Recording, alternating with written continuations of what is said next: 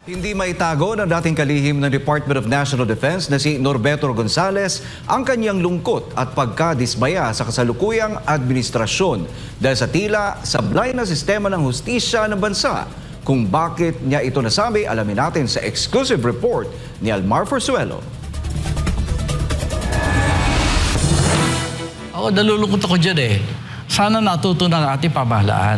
Ito kasi Senator De La Rosa, palagay i-correct na natin yung mali na yan. Paila dati ng kaso. Opo.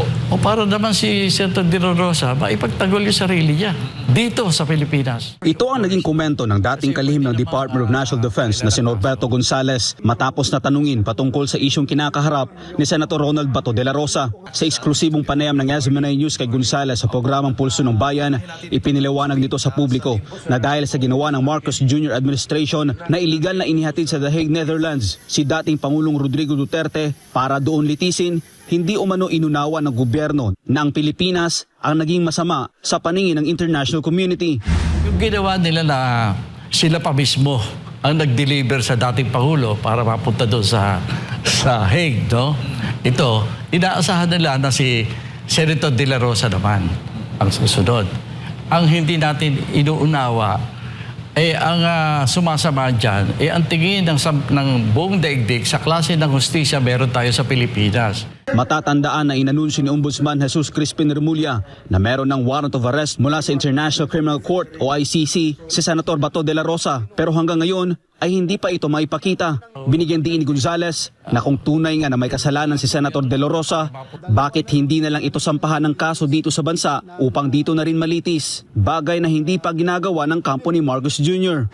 Kung ako yung gobyerno, sa halip na intayin nila na aarestohin si Senator De La Rosa at malamang tutulungan pa nila, dapat kung talagang may kasalanan ang ating senador, paila nila na kaso sa Pilipinas. Ipakita na natin na umuobra naman ang ating hustisya sa mga nasasabi nating kasalanan ng ilan sa mga kababayan natin. Huwag na nating iasa yan sa mga nasa abroad, no? Sa mga foreigner. Sa huli, hindi maitago ni Gonzales ang lungkot at pagkadismaya sa kasalukuyang administrasyon dahil wala na anya sa ayos ang sistema ng hustisya ngayon sa Pilipinas. Nakakalungkot eh. Ipapasa na naman natin si Senator Bato de la Rosa sa abroad. Tapos at the same time, yung mga malaking magnanakaw dito, hindi rin natin maipakulong.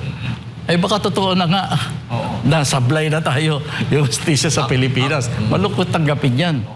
Para sa Diyos sa Pilipinas, kung Mahal Almar Forzuelo, SMNI News.